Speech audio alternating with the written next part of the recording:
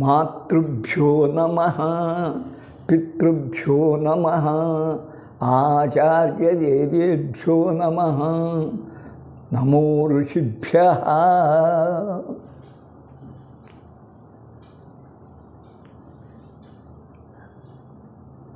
మాతర్మే మధుకైటభగ్ని మహిష ప్రాణాపహారోద్యమే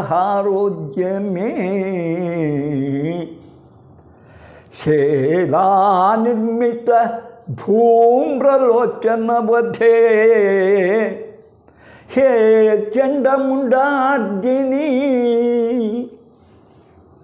నిశ్శేషీకృత రక్తబీజదనుజే నిత్యే నిశుంభాపహే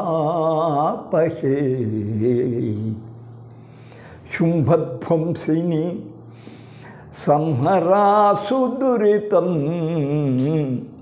దుర్గే నమస్తే అంబికే. ప్రియమైన యూట్యూబ్ శ్రోతలారా, నవశతికి మార్గము వేసి నవశతి ద్వారా ఆ మహాదేవికి పారాయణము చేసి మహాయజ్ఞం చేయాలి. సప్తశతీ చండీయాగం కాదు, నవశతీ చండీయాగం దుర్గాయాగంగా చేయాలి అని సంకల్పించిన నాకెందుకో మధ్య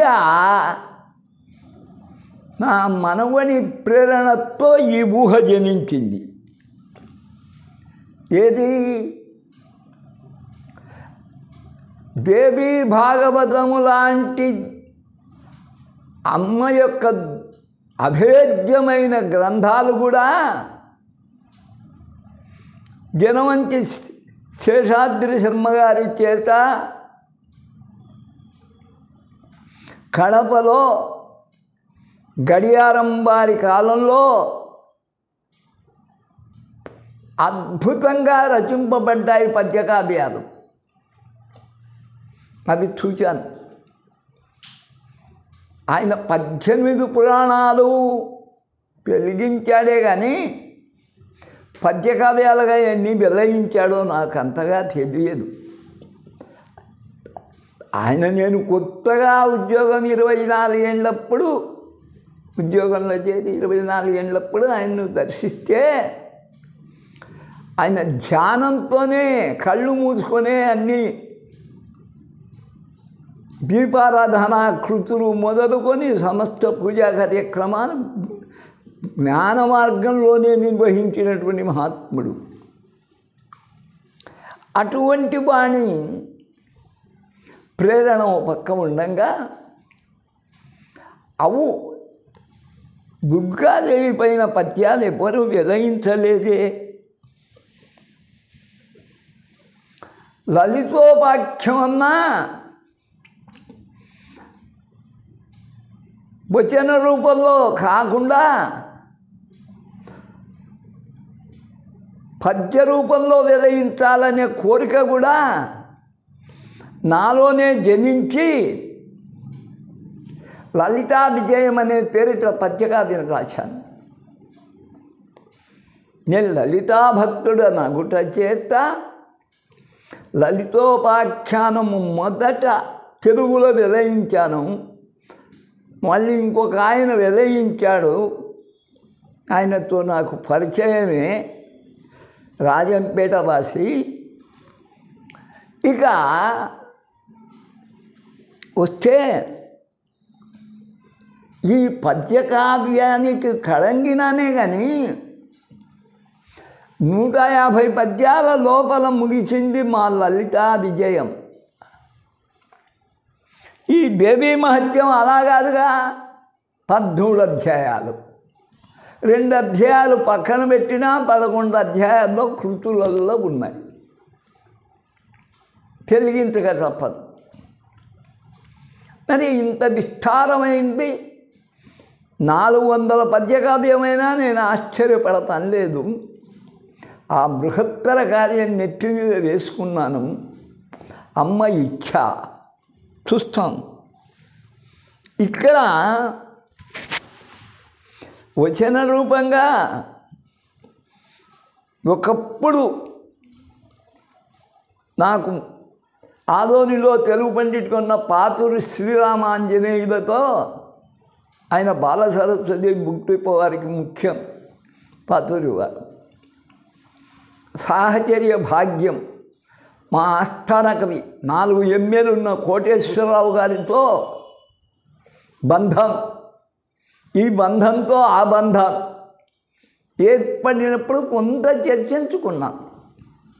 ఆయన అప్పటికే వృద్ధుడు, నాకన్నా కూడా 20 ఏళ్ళు పెద్దవాడు. ఆ పాతూరి సీతారామాంజనేయులు మొదట ఈ దుర్గా సప్తశతికి ఆయన దుర్గా సప్తశతిని పేరు పెట్టాడు. దుర్గా సప్తశతికి లేదా దేవీ సప్తశతికి ఈ 2 పేర్లు పెట్టాడు. చండీ సప్తశతికి ఆయన ఎన్ని పేర్లో చూడు.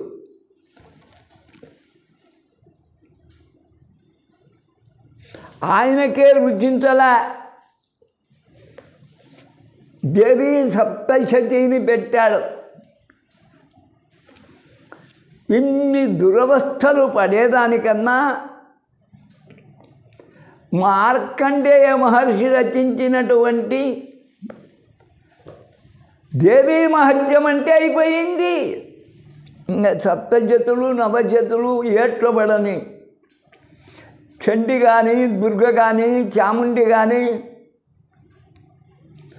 మరి ఎన్నెన్ని పేర్లు అమ్మకు, ఎన్నెన్ని రూపాలు, ఎన్నెన్ని పేర్లు. ఒక్క దుర్గం తీసుకుంటేనే అష్టభుజి, దశభుజి, అష్టాదశభుజి, వింశతిభుజి, శతభుజి, సహస్రభుజి.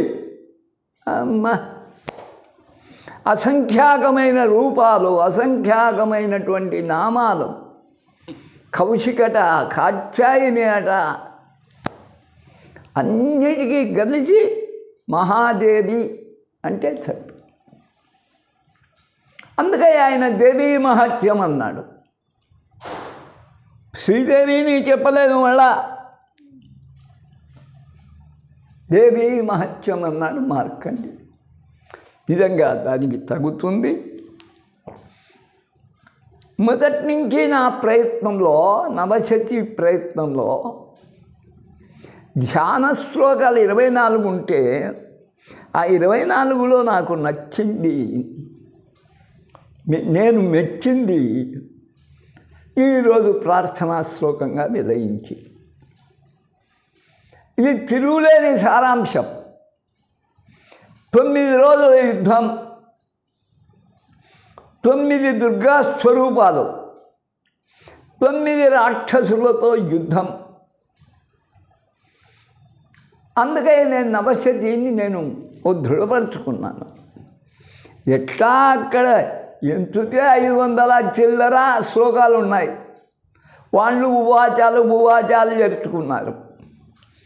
పాల్ఘాట్లో నాకు లభించినటువంటి, అలాగనే తిరుపతిలో లభించినటువంటి గోపాలానందస్వామి గారిది. ఈ రెండింటిని బట్టి చూస్తే నవశతిగా శ్లోకాలే దాదాపు లభించాయి. అందుకు ఆనందించాం. ఆ కార్యక్రమాన్ని గురించి మరి విస్తారంగా చెప్పుకుందాం. ఉన్మికీకరణ కాబట్టి ఇంతన్న మీతో అవకాశం తీసుకుంటున్నాను. ఇంకా నా మనవడి ఆశయం ప్రకారం 84 ఏండ్లు వచ్చినా 82 అన్నా పైబడ్డాయి, 83 వచ్చినా ఉత్సాహంగా నాయనా చెప్పాను నా అసమర్థత.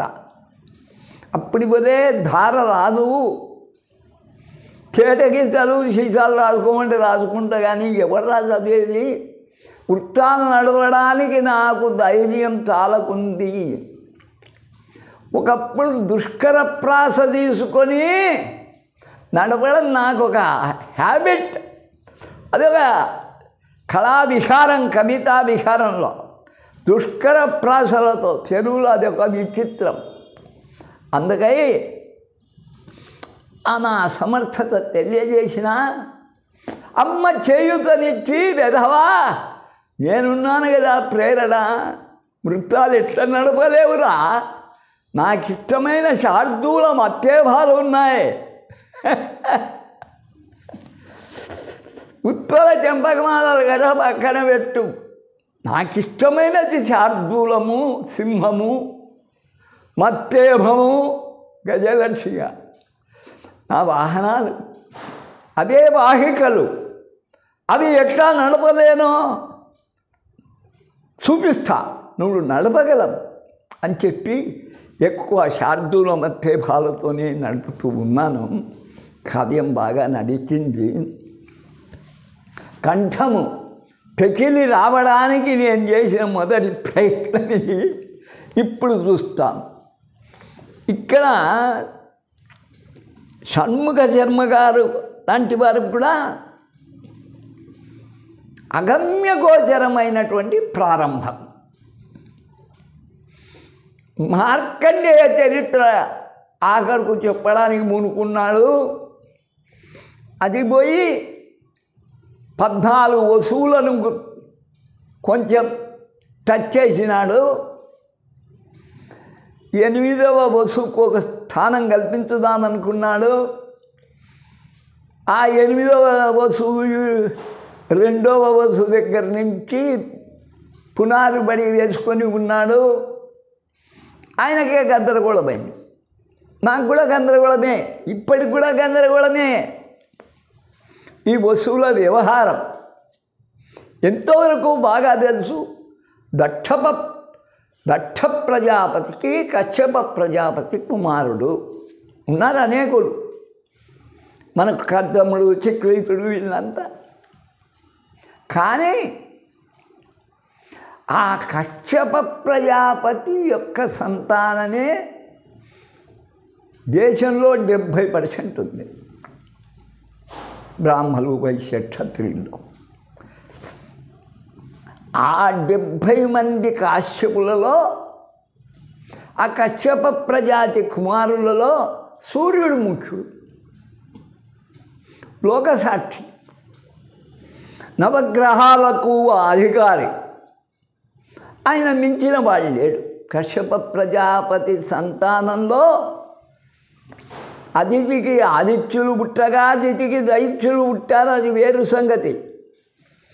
ఆదిత్య అంటే అదితి కుమారుడు అని కూడా ప్రకాశవంతమైన మిక్కిలి ప్రకాశం, దితి, దైత్య ఈ రూపాలు అదితి, ఆదిత్యులు, దివ్యులు, ప్రకాశం గలవారు, సంపూర్ణమైన అర్థమున్నాక కదా. అదితికి చెప్పదగిన కుమారుడు కశ్యపునికి, అదితికి సూర్యభగవానుడు. సూర్యుడి నుంచి మళ్ళీ శాఖోపశాఖలైనాయి. ఆయన 14 మంది వసువులకు జనకుల్లాగా అయినాడు. ఆ 14 మంది వసువులలో మరి మార్కండేయ మహర్షికి ఎందుకు నచ్చినాడో ఈ సురథుడు అనే రాజు నిజంగా వాడి రాజధాని ఏదో, ఏది పరిపాలించాడో, ఏ ప్రాంతం కానీ చక్రవర్తి అన్నాడు. వెళ్ళ గందరగోళమే. ప్రారంభమే ఇట్లుంది, మార్కండేయుడు సూచించలే. అందుకని ఈ గందరగోళ పరిస్థితులు అందరికీ వచ్చాయి, పాతూరి వారికి వచ్చాయి, నాకు వచ్చాయి, షణ్ముఖ శర్మ గారికి వచ్చాయి. ఆమెను గురించి ఎక్కువగా పరిశోధన ఇప్పుడు చేస్తున్నవాడు షణ్ముఖ శర్మ. అయితే ఆయన కూడా నిలబడలేక మళ్ళీ స్వారోచిష మనువుని తీసుకొని మను చరిత్రకు పోయి స్వయంభూను తీసుకోకూడదా మరి? ఆయన ఏదో గందరగోళంలోనే ఉన్నాడు. నేను కూడా గందరగోళం ఉన్నా. అయితే ఒకటి తెంచుకున్నా, మీకు కూడా చెప్తున్నా. స్వయంభూ అని ఈశ్వరునికి పేరు. అలాగనే సర్వశక్తులు కలిగినటువంటి ప్రప్రథమంగా జన్మించినటువంటి మనువు ఎవరు? స్వయంభూ. గుర్తుపెట్టుకోండి, అదే ఆది రూపం. స్వయంభూ, స్వయముగా పుట్టినటువంటి మొట్టమొదటి శివలింగం అది. అలాగనే స్వయంభూ మనువు, స్వారోచిష మనువు, స్వరోచి పుట్టినవాడు స్వారోచిషుడు. రెండో మనువు. ఇక్కడి నుంచి కొంత చెప్పాను. ఆ 14 మంది మనువులను వాళ్ళు ఎవరు అనేది కొంచెం నాకు తోచింది, నాకు అవగతం చేసుకుంది, చెప్పగలిగానే. కానీ సంపూర్తిగా మార్కండేయ మహర్షి అక్కడ వివరంగా చెప్పలేకపోవడం మనకు గందరగోళానికి కారణం. ఇక చూడండి, నిజంగా ఆంధ్ర కవితామ తల్లికి ఒక్కసారి నమస్కారం చేసుకుంటూ, ఈ యతిప్రాసల వల్లనే నిజంగా వాస్తవంగా నేను చెప్తే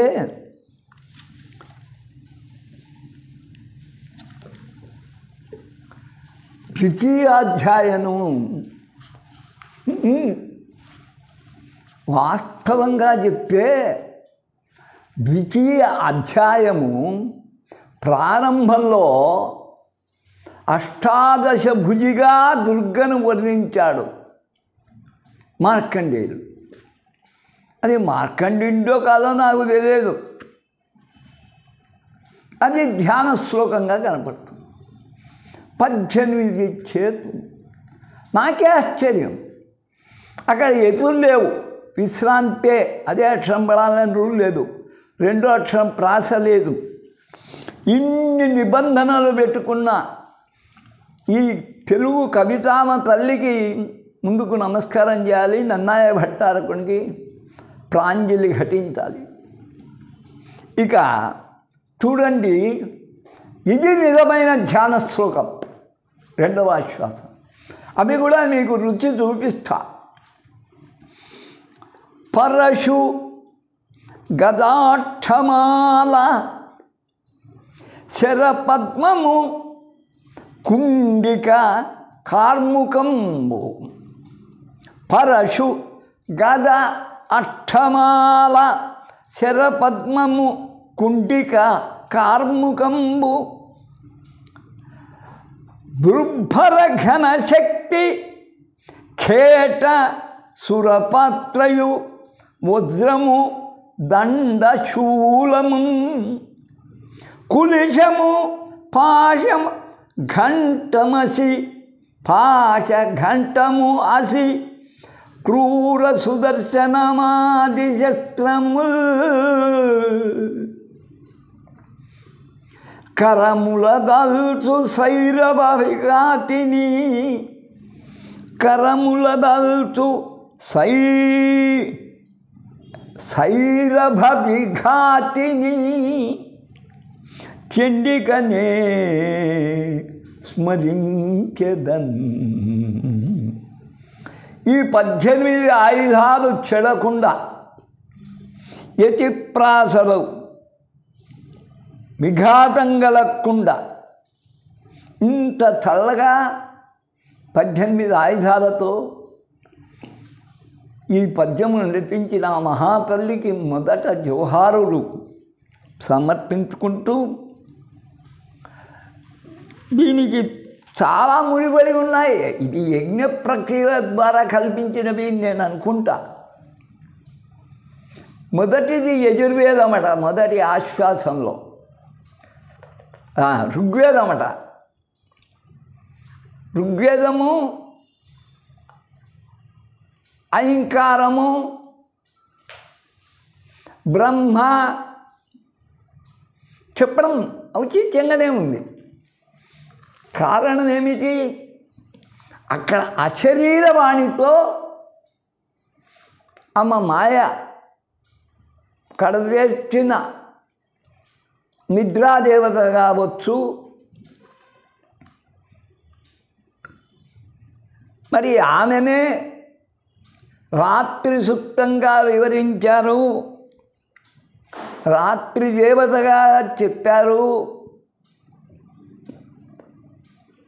అమ్మవారు మేల్కొల్పింది కాబట్టి బ్రహ్మ ప్రార్థన పైన విష్ణువును మేలుకొల్పింది కాబట్టి ఆమెకు ప్రథమ స్థానం ఇవ్వచ్చు. కానీ ఖాళీ అని చెప్పడంలో నాకు ఔచిత్యం కనబడలేదు. కానీ ఋగ్వేదం అని చెప్పడం నిజంగా అది స్తోత్రం.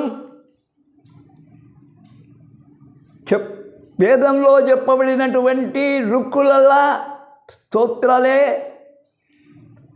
అక్కడ అమ్మ మీద బ్రహ్మ అద్భుతంగా అమ్మను, నిద్రాదేవిని, యోగ నిద్రను అద్భుతంగా నృత్తించడం, ఆమె విష్ణువును నృత్తించడం, ఇవి స్తోత్రములు రుక్కుకు సంబంధించి చాలా చక్కగా ఉంది. కనుక ఇక్కడ సరస్వతి అని చెప్పనిటే బాగుండు, మరి ఖాళీ అని చెప్పుకున్నారు. ఆమె సృష్టికర్తనే కయేవీల హ్రీం వాగ్భవగూఢం అన్నారు కొందరు. అందుకే ఏది ఎట్లయినా సర్దుకోవాలి, మనం అంతకన్నా ఏం చేయలేదు, సమన్వయం చేసుకోవాలి. ఇక వస్తాం. ఇదల్లా పండిత చర్చ. ఇంకా సామాన్యులు ఎదురు చూస్తూ ఉంటాడు, ఏమి రాయిన ఇప్పుడు మొదలెట్టిన ఉపోద్ఘాతమే వేల మందిని ఆకర్షిస్తాడు అని. ఎవరు వినరానిది, తెలియబడనిది, పండితులకే బుద్ధికి పదును పెట్టేది, ఆలోచింపచేసేది,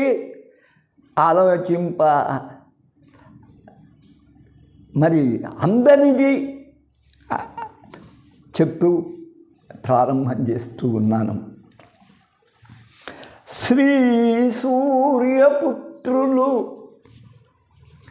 సేముషీ విభవులై మన్మంతరాలు సమ్మాన్యులైరి. శ్రీ సూర్యపుత్రులు సేముషీ విభవులై మన్మంతరాలు సమ్మాన్యులైరి. మహిత చతుర్దశ మనువులు సృష్ట్యాది ధర్మకార్యాలలో దక్షులైరి. మునుపు స్వయంభువు మనువుతో ప్రాణకోటులు పెక్కు విస్తరిల్లే. మునుపు స్వయంభువు మనువుతో ప్రాణకోటులు పెక్కు విస్తరిల్లే. అందు ద్వితీయుండు నవ్వు సురోచిషుడు తా మానవ సంతతిని మనగజేసే. అక్కడి నుంచి మనువులు వచ్చారని మనుసంభవం అని కావ్యం రాశాడు పెద్దన స్వారోచేష మనువుతో. అందు ద్వితీయుండు నవ్వు స్వరోచీషుడు తా మానవ సంతతిని మనగజేసే. అందు అష్టమ మనువుగా ఖ్యాతి పొందే సూర్య సావర్ణి సూర్యుని సుతుడనంగా. సూర్య సావర్ణి చైత్ర రాజవంశీయుడై చక్రవర్తి యగుచు. అది చెప్పబడింది. మనం సూర్యవంశపు రాజులు ఇక్ష్వాకులు రాముడు చెప్పుంటారు. చైత్ర రాజవంశీయుడై చక్రవర్తి యగుచు పేరొందే సురథుడు న్యాయ బుద్ధి. అష్టమ వసువుగా ఆయనే ఈ సురథుడు.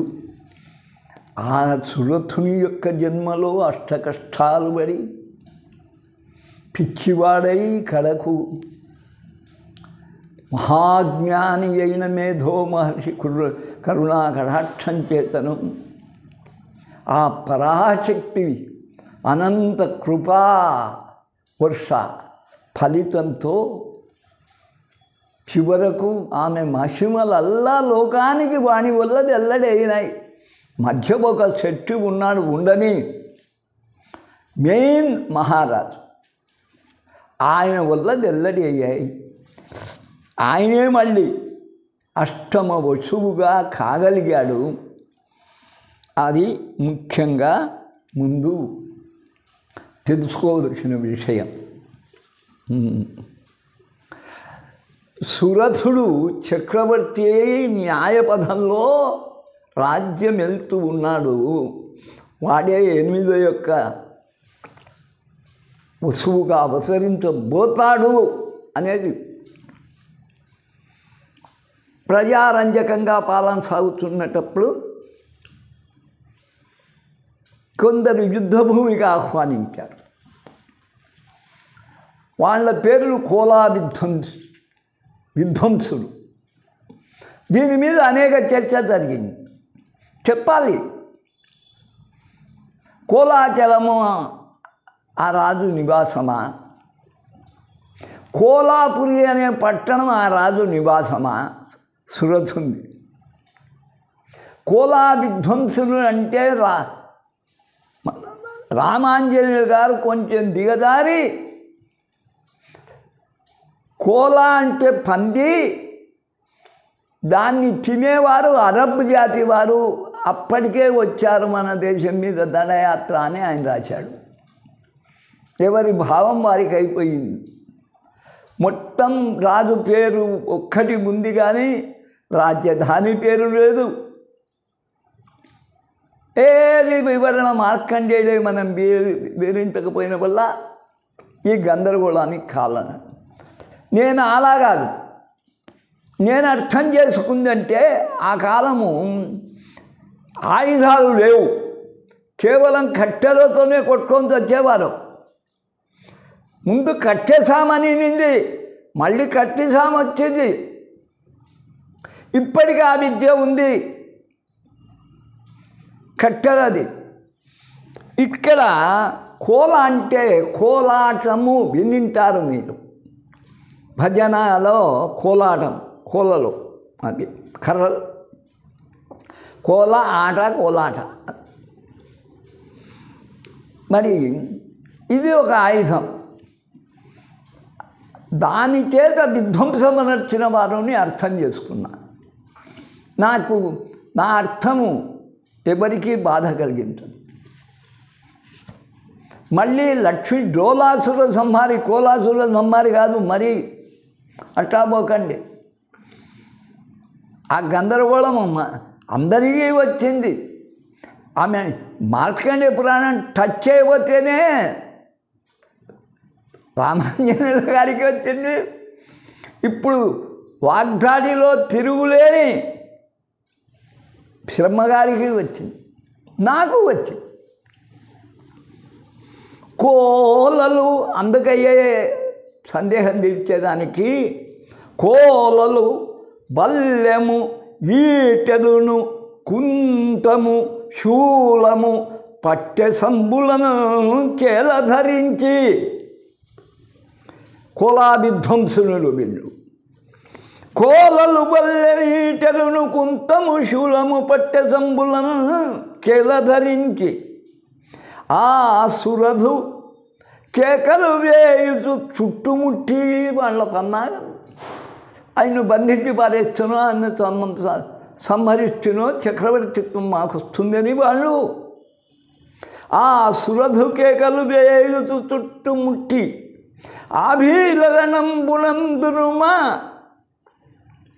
ఆ భయంకరమైన యుద్ధంలో వాడిని ఎట్లయినా చంపాలని అనుకున్నారు. వీరల కుట్రలో నెరింగి వీరి యొక్క ఎంతైనా మహారాజు చక్రవర్తి అనుభవం ఉంటుంది. వీళ్ళ కుట్రలు చుట్టుముట్టి పద్మవ్యూహంలో మళ్ళీ జరిగింది కావచ్చు. అభిమన్యుణ్ణి భారతంలో చంపినట్టు తపబతారని తెలుసుకుని పసిగట్టి తాబెలయి పారే పట్టణము ప్రీతి గదామును ప్రాణమన్నచో ప్రీతి గదా మరి ప్రాణమన్నచో ఎంత చక్రవర్తి చుట్టుముట్టేవాడిగా ఇంకా చస్తానని బీలలాగా పట్టణానికి పారిపోయాడు. ప్రాణం ఎంతటి వారికైనా ధర్మ కార్యాల నిలబెల్చదలచనేని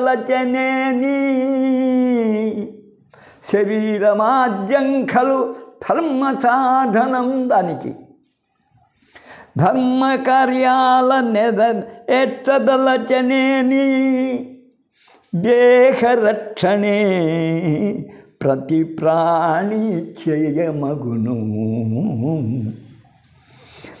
ధర్మ కార్యాలు నెరవేర్చదలచనేని దేహరక్షణే ప్రతి ప్రాణి ధ్యేయమగును రణము రణమంతు నిరతంబు రవము సేయా అశోకుడికి పట్టిన గతే యుద్ధం ఎప్పుడది ఒక ఆట విజయాలు లభించే కొద్దీ రణము రణమంతు నిరతంబు రవము సేయ కాయముండునే కాలు సంఘట్టనమునా ఎంతకాలం యుద్ధం చేస్తారు. ఈ శరీరం తట్టుకోగలరా? మన్మధుడు ఏ రోజైనా కాలుతో తంతాడు. మన్మధుడు కాదు, మహాకాలుడు. అది లేక కసిమ సంజడి విధి కృతు కనగనవునే రణము రణమంతు నిరతంబు రవము చేయ కసిమ సంజడు మన మీద కాచుకొనే ఉంటాడు ఏడానికి. విధికృతి కనగనవునే ఎప్పుడు ప్రాణం తీస్తాడో తెలియదు. విధివ్రాత ఉన్నప్పుడు ఒకడు పట్టనెత్తిగలవాడు బట్టనెత్తిగలవాడు ఎండకాలంలో ఎండకు చిక్కి నీడ లేక తల మాడిపోతుంది పగులుతుంది అని ఎడారిలో చూస్తే దూరంగా తాడి చెట్టు కనపడింది. అబ్బాని ఉరికి తాడి చెట్టు కింద నిలబడినాడు. మధ్యాహ్నం తాడి చెట్టు కింద నీడ దానికే సరిపోతుంది ఛత్రంలా. అక్కడ నిలబడినాడు. ప్రాణం నిలిచింది నిర్వంతం అనుకుంటుండల్లోనే ఓ కాకి వచ్చి వాలింది. కలమాగిన పండు పడింది. తల పగిలి చచ్చాడు. బయట నావాడు తల పగిలి ఎండకు చచ్చేవాడే. చెట్టు కిందికి వచ్చినా వెన్నాడుతూనే ఉంటుంది కాదు. విధి అనేది అందుకని ధర్మ కార్యాల కొరకు ఎవడైతే పూనుకుంటాడో దేహాన్ని కూడా కాపాడుకోవాలి. నేను మొన్న మృత్యువాద నుంచి బయటికి వచ్చాను అమ్మ కరుణ చేత. మళ్ళీ నా చేత ఈ కావ్యాలు రాయిస్తుంది. చూడండి, రణరంగం గుణశత్రు కౌశలము శౌర్యస్ఫూర్తి బాధింప. యుద్ధంలో చూచాడు శత్రువు యొక్క కౌశలం. అది కోలాటం లాగా ఆడుతూ చుట్టుముడతారు. కోలాటంలో జడ కోలాటం అంటారు. అది ఇప్పుడు తిరుపతి వెళ్ళేది కాదు, ఓ చెట్టు కట్టి జడ కోలాటం. అది తాడులా జడలాగా మళ్ళీ వెనక్కు తిరుగుతారు. అది చాలా గొప్పది. శత్రు కౌశలము శౌర్యస్ఫూర్తి బాధింప సద్గుణ సాంద్రుండగు ఆనరేంద్రుడు. ఆయనలో ఏ వచ్చము లేదు. అట ఆక్రోశంతో పారి ఎంతో ఉక్రోషతో ఇంత సైన్యం పెట్టుకొని ఇంత బలం పెట్టుకొని మనలో సగం కూడా లేరు, శత్రువులతో పారవలసి వచ్చిందని సరే పరిగెత్తిపోయి ప్రాణరక్షణ ముఖ్యం కదా, ధనలక్ష్మీయుత పట్టణంబుదని బాగా సంపాదించినాడు. ఆ పట్టణము మరి కోశాగారం నిండి ఉండేది, చక్రవర్తి కదా. పట్టణంబుదని అక్కడికి పోయినా ఆయనకు సంతాపమే ఎదురైందట. సంతాపించే ఎందుకు? సామంతులు తనుబౌ మంత్రులు దోచి పారా. ఈయన పోయేవాళ్ళకే సామంతరాజులు మంత్రులు మరి అందరూ ఎవరికి కావాల్సింది వారు దోచుకొని వెళ్ళిపోయారు. శూన్యంగా ఉంది. ఇంకా చిరు దొంగలు ఏమన్నా ఇళ్ళల్లో దొరుకుతుంది. అది చూచాడు మహారాజా నగర్ క్లీన్. ఆడోళ్ళు కూడా ఎక్కడ పోయినారో తెలియదు. ధనమాసాంతంబు స్వార్థంబునను మంత్రులు దోచి పారా. ఎవరిలో లేదు స్వార్థం. ఒకటి రాజు ఓడిపోయినాడంటే మళ్ళీ శత్రువులు ఇక్కడికి దాడి చేయవచ్చు, మనం ఇంకా బతుకు తెరుగు ఉండదు. వాడు ఎటువంటి వాడు రాబోతాడో మనం ముందుగానే హుషారు పడతామని ఎవరికి ధనాగారం దోచుకొని వెళ్ళిపోయారు. సింహాసనం దగ్గర నుంచి బుడుచుకొని పోయినారు. శత్రువుల చేత ఘన పరాజయము పొంది.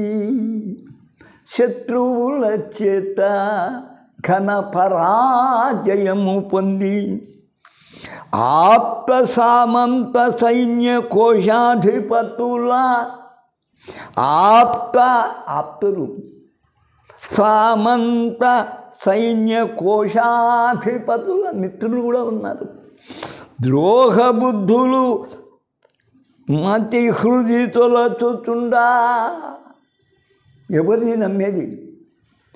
వారి యొక్క ద్రోహబుద్ధులు ఓ పక్క మనస్సును ఓ పక్క హృదయాన్ని పాపం తొలచివేస్తూ ఉంటే మనము చెలించి వెస తపోవనము చేరే. మనస్సల్లో కూడా అస్తావిస్తమైంది. ఇటు రాజ్యం పోగొట్టుకున్నాడు, రాజధానిలోని సంపదను పోగొట్టుకున్నాడు, ఇల్లాండ్రను పోగొట్టుకున్నాడు, గాయభోగాలైనటువంటి పరివారాన్ని పోగొట్టుకున్నాడు. వారవనితలు సురాపానము రాదగల్లా అన్నిటికీ దూరమై పిచ్చిబట్టి అరణ్యం చేరినాడు. అక్కడైనా ఇంత ఆకులలో లేని బతకొచ్చు అని అరణ్యం చేరినాడు. ఈనాటితో ఇక్కడికి ముగిస్తూ ఉన్నాను. మీకు ఒక రుచి చూపించాను, అది చూస్తూ ఉండండి. నిజంగా ఆ అమ్మ పరాశక్తి మరి ఎటు నడుపుతుందో చూస్తాం. ఈ ఒక్కటి చెప్దాం అనుకుంటున్నాను. మేధోనామ మహర్షి ఆశ్రమము సందీపింప జ్ఞానార్కమై చూచాడు అరణ్యాలు. మేధోనామ మహర్షి ఆశ్రమము. మేధా మహర్షి చాలా బుద్ధిశాలి. ఈయనే హరితాయనునిగా మరలా ప్రత్యక్షమవుతాడు త్రిపురోపాఖ్యానంలో. అంతా లలిత త్రిపుర ఉపాఖ్యానాలు, దుర్గా అన్నీ ఆయనే బోధించింది. సందీపంప జ్ఞానార్కమయి. అక్కడ ఎప్పుడూ సూర్యుడు ఉంటాడు. ఏ సూర్యుడు? జ్ఞానం అనే సూర్యుడు. ఆ సూర్యునితో ప్రకాశిస్తూ ఉంది ఆశ్రమం. వానికి అక్కడికి వెళ్ళాడు. అక్కడ వీనికి గుర్తొస్తుండేది ఏమిటి? సౌధాగ్రంబులు, ఆ కొట్టాలు. నిజంగా ఆశ్రమం వాటికలు ఏముంటాయి? పూరి గుడిసెలు. అక్కడ వీనికి గుర్తొస్తున్నాయి ఈ రాజుకు. సౌధాగ్రంబులు రాణివాసములు సౌఖ్యవారంగనలు. ఒక్కసారి మెమరీ వేస్తున్నాడు. సౌధాగ్రంబులు రాణివాసములు శశ్వత్ సౌఖ్య వారాంగనల్ మేధోవీధి హసింప. మనస్సులో అవెల్ల ఖేళన చేస్తున్నాయి. ఇంకా మారని అనుభవించే యోగ్యత నీకు ఎప్పుడు వస్తుందిరా, అన్నీ నీకు దూరమైపోయినాయి. మారని ఒట్టి వాళ్ళని చేసి వెళ్ళావు కదా. మేధోబీజి హసింపనాసురధుడు. కానీ వాడికి అదేమో ద్వేషిస్తున్నా, అసహ్యించుకున్న వారాంగనలు, ఇంకే రాజ్యం పోయి నుండి వారాంగనలే రాణివాసాలే లెక్క చేయవు. కానీ సురధుడన్ ప్రేమందాట చిందేయుతున్. అన్నీ నాకున్నాయి, నేను మహారాజునే, నన్ను ఎవరు తొలగించినారు అని ప్రేలాపం చేస్తూ చిందేయుతున్. స్వాధీనం బది కోల్పోయి, మరి మనస్సు స్వాధీనం తప్పింది, కోల్పోయి తిరిగను చాంచల్య చిత్తంబుతో. అక్కడ కూడా వానికి ప్రశాంతత లభించలేదు. అవెల్లా గుర్తు వస్తున్నాయి. నేను ఇంకా మహారాజు నేను కేకలు వేసుకుంటూ ఏదేదో వాకుంటూ తిరిగినాడట. ఇక్కడికి ఈరోజు షష్ఠి గనక నేను కొన్ని లెక్కించుకుంటా. అమ్మకు ఆదివారం ఇష్టం గనక ఇది సూర్యుని చరిత్రకు సంబంధించిన చరిత్ర గనక, వీడు ఎంతైనా సూర్యవంశపు రాజు గనక గాయత్రి సావిత్రి సరస్వతి సమేత సంధ్యా వంజుడైనటువంటి ఆ సూర్యునికి ఇష్టమైన దినం గనక, అతనికి అగ్ని మిత్రుడు గనక ఆయనకు షష్ఠీషుడని పేరు. షష్ఠి గనక ఇట్లాంటి కొన్ని గుర్తుపెట్టుకోండి. 6 పద్యాలతో ఈరోజు మీ గురువుగారు ఎందుకు ముగించాడో. లలిత అయితే పంచమికే ఒప్పదు. ఈమె ఉగ్రదేవత, పరాశక్తి. 6కు షష్ఠి. మృగశీర్షే మృగచంద్ర. మృగము యొక్క శిరం అంటే నారసింహ స్వామి. ఆ నృసింహ ఉగ్రరూపాన్ని కూడా, అమ్మ యొక్క మహోగ్ర రూపాన్ని కూడా ఒక్కసారి గుర్తుకు చేసుకుంటూ తిథివార నక్షత్రాలు బాగున్నాయి కనుక ప్రారంభించాను. మీరు కూడా స్పందించి అందరూ విని పద్యాలు కూడా చూచి, ఇంకా నా కంఠము రుచించకుంటే మీకు ఒకప్పుడు లలితోపాఖ్యానము వినిపించిన శర్మగారితో, శంకర శర్మగారితో పాడించేదానికి ప్రయత్నం చేస్తాను. ముందు మీ నుండి స్పందన బాగా రావాలి. నన్ను అడిగితే ఆదివారం కనుక తెల్లవారే వాళ్ళకే 500 మంది చూచారు అన్నది రావాలి. సర్వే జనా సుఖినో భవంతు, సర్వే సుజనా సుఖినో భవంతు.